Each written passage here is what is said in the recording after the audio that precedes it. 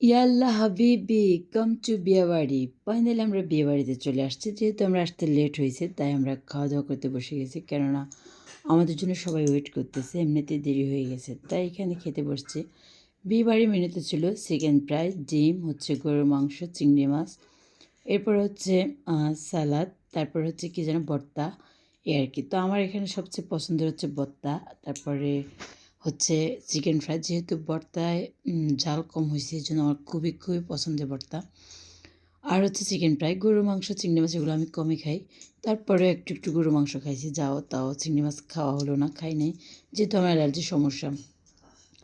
হচ্ছে আমাদের খাওয়া দাওয়া প্রায় কমপ্লিট হয়ে আসছে। তোরা ভাষা তোরা দাদুর পাশে বসছে আর আমরা খেয়ে দিয়ে মামিদের মানে এটা হচ্ছে আমার ছোটো মামা শ্বশুরের বাড়ি।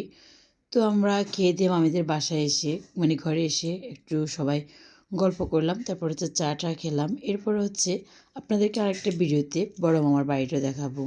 তো সবাই ভালো থাকবেন, আল্লাহ হাফিজ।